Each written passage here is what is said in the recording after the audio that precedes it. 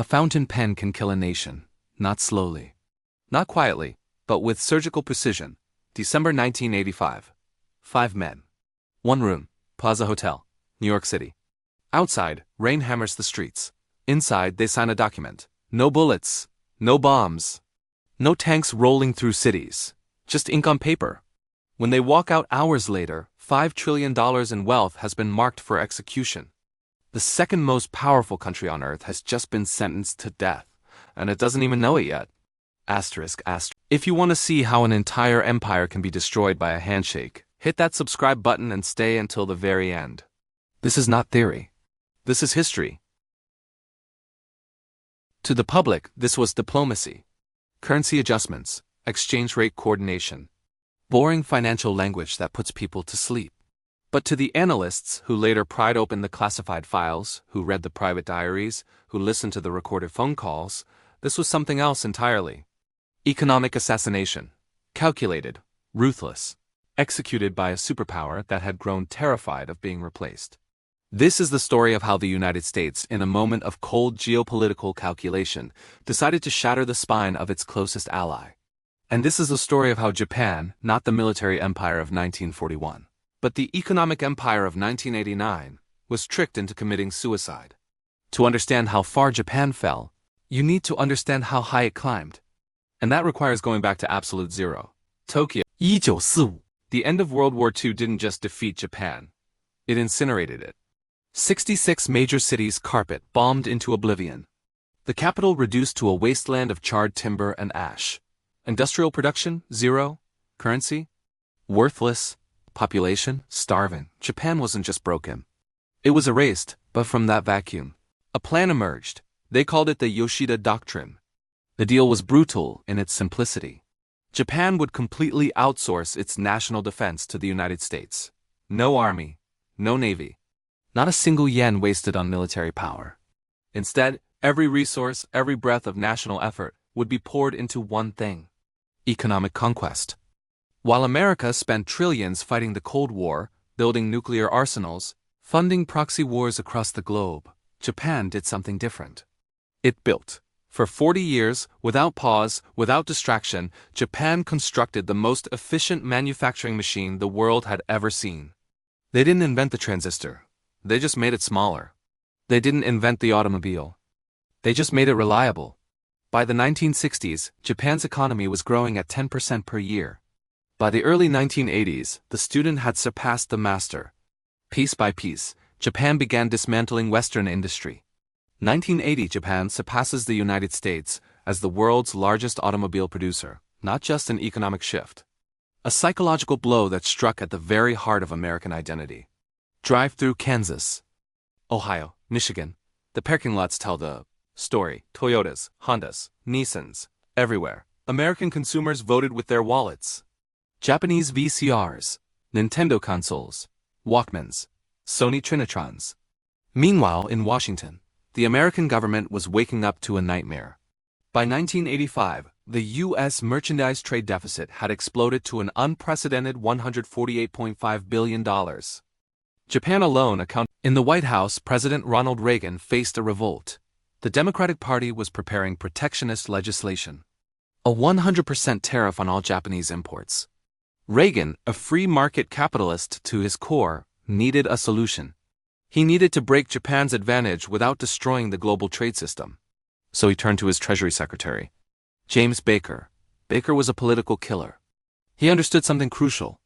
The source of Japan's power wasn't their technology, it was their currency. The Japanese yen was artificially weak, trading at about 240 yen to the dollar. This acted as a massive subsidy, allowing Japanese companies to undercut American prices while making enormous profits. Baker's plan was elegant in its brutality. Force the yen to double in value. That would double the price of every Toyota in America. And wipe out the trade deficit overnight. But to pull this off, he needed something, a conspiracy.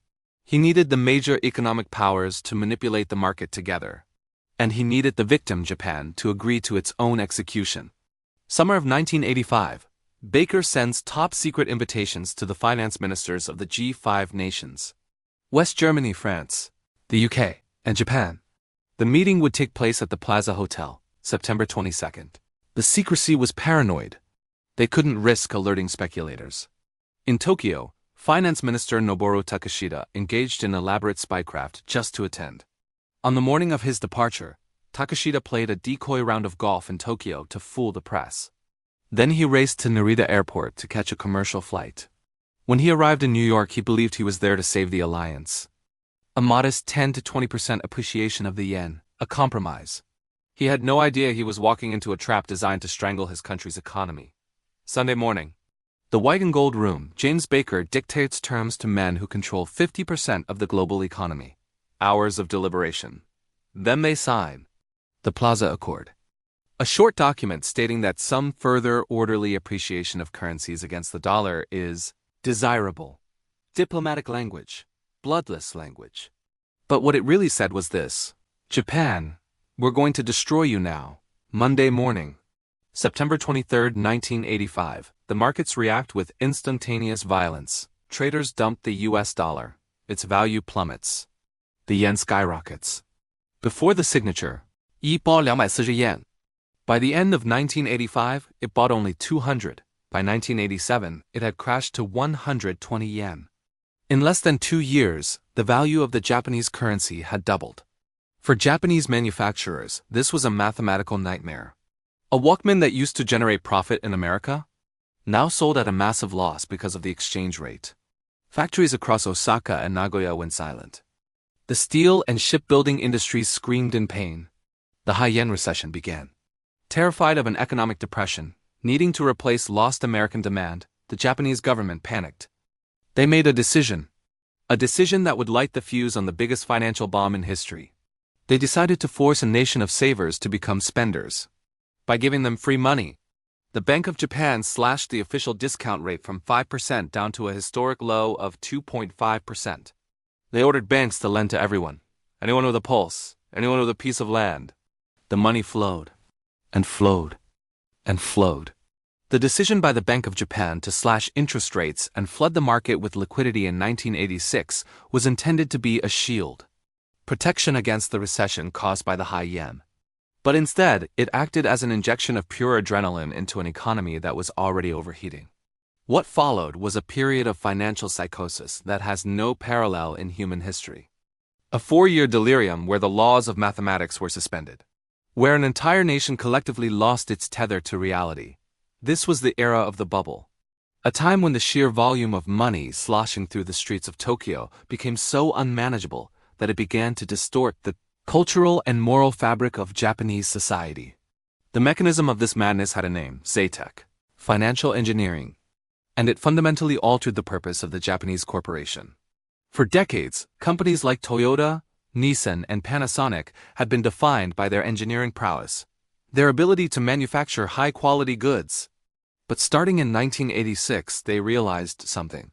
Manufacturing goods was a fool's game compared to manufacturing money. With interest rates at historic lows, companies could borrow vast sums of capital for practically nothing. And instead of using that capital to build new factories or research new technologies, they poured it into the stock market, into real estate speculation. The profits generated from these financial activities dwarfed their actual operating income. It became common for large manufacturing firms to report that more than half of their annual profits came not from selling products, but from their treasury departments trading stocks and bonds. The entire Japanese corporate sector effectively turned into a gigantic hedge fund that happened to make cars and electronics on the side. This flood of cheap money inevitably found its way into the land market, igniting a real estate frenzy that defied all logic and reason. The price of land in Tokyo didn't just rise. It mutated, doubling, tripling in the span of months, until the valuation of the city became a mathematical absurdity. At the height of the mania in 1989, a single square meter of prime commercial land in the Ginza district was valued at over 30 million yen. Think about that. A space the size of a newspaper was worth tens of thousands of dollars. The total assessed value of all the land in Japan, a country roughly the size of California, was calculated to be 4 times greater than the total value of all the land in the United States. Read that again. The barren mountains and rice paddies of rural Japan were somehow worth more than the skyscrapers of Manhattan, the oil fields of Texas, and the fertile plains of the Midwest, combined. Most famous statistic of the era, the one still cited by economists with a mixture of awe and horror, was the valuation of the Imperial Palace grounds in central Tokyo. The Imperial Palace grounds were estimated to be worth more than the entire real estate market of the state of California.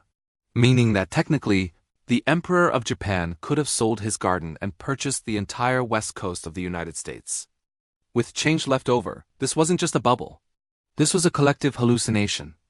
This disconnect from reality trickled down from the corporate boardrooms to the streets, transforming the lifestyle of the average Japanese citizen into a display of wretched excess.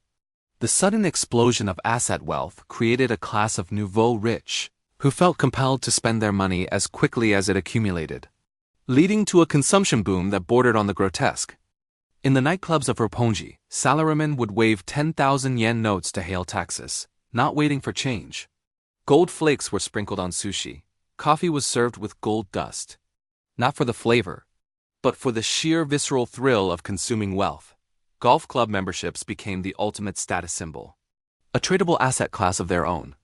Membership to the most exclusive clubs, such as the Kogane Country Club, traded for upwards of $3.5 million. A price that would have purchased a sprawling estate in any other country on earth. But in bubble-era Japan? Just the right to play golf. The art market was similarly besieged by Japanese buyers who swept through the auction houses of London and New York with an insatiable appetite for Western masterpieces. This culminated in 1990 when Ryoi Sato, the chairman of Daishowa Paper Manufacturing, purchased Vincent van Gogh's portrait of Dr. Gatchett for $82.5 million, and Pierre-Auguste Renoir's Bal au Moulin de la Galette for $78.1 million. Within 2 days of each other. Later, Sato casually remarked that he intended to have the paintings cremated with him when he died, so that his heirs would not have to pay the inheritance taxes. A statement that perfectly encapsulated the nihilistic arrogance of the bubble era. But beneath the surface of this glittering prosperity, the structural integrity of the Japanese economy was rotting away, eaten alive by corruption and the toxic accumulation of bad debt. The banks, desperate to meet their lending quotas and fuel the inferno, began to lend money to anyone with a pulse and a piece of land, abandoning all traditional standards of risk assessment. They invented something terrifying, the Jubilee loan, a financial instrument where the borrower was not required to pay any interest or principal for decades, based on the insane assumption that land prices would continue to rise forever, and the collateral would always cover the debt. The Yakuza, Japan's organized crime syndicates, became major players in the financial system. They formed front companies to borrow billions of yen from legitimate banks, funneling the money into speculative land deals, often using intimidation and violence to evict tenants from old buildings so the land could be redeveloped into gleaming skyscrapers. The government and the Ministry of Finance were complicit in this disaster, ignoring the flashing red warning lights. Why? Because the tax revenues from the boom were filling the national treasury, and the politicians were personally enriching themselves through insider trading scandals like the Recruit affair. Dozens of high-ranking officials were caught receiving pre-IPO shares of a human resources company in exchange for political favors. The party reached its crescendo on December 29, 1989, the final trading day of the decade. The Nikkei 225 hit its all-time peak, 38,915.87, a number that would haunt Japan for the next 3 decades, because it would never see that number again. The collapse, when it arrived, was not a slow decline. It was a violent implosion that shattered the psychological foundations of the country. On the first trading day of 1990, the stock market began to slide, then it began to crash, shedding trillions of yen in value as the cheap money that had sustained the illusion suddenly evaporated. By August of 1990, the Nikkei had lost nearly half of its value, wiping out the life savings of millions of ordinary citizens who had been lured into the market at the peak. The real estate market, which everyone had believed was invincible, followed suit, with a delay that made the pain even more excruciating. Land prices began a long, agonizing descent that would eventually see values in some areas fall by 80% from their highs. The corporate balance sheets that had looked so healthy during the Zaitech years were suddenly revealed to be filled with toxic assets. The banks found themselves holding trillions of yen in non-performing loans, backed by collateral that was now worthless. The human cost of this financial catastrophe was devastating and immediate, manifesting in a wave of bankruptcies and suicides that swept through the corporate sector. Men who had been captains of industry one week found themselves destitute the next. And the shame of failure in a culture that prized honor above all else drove many to take their own lives. In late 1991, the scandal-plagued chairman of a major restaurant chain was found dead in his apartment. Reports of suicides of responsibility by bank branch managers became a grim recurring theme in the morning newspapers. The illusion of the lifetime employment system, the social contract that promised Japanese workers total job security in exchange for total loyalty, began to crack. Companies were forced to restructure, to lay off the very people who had built their success.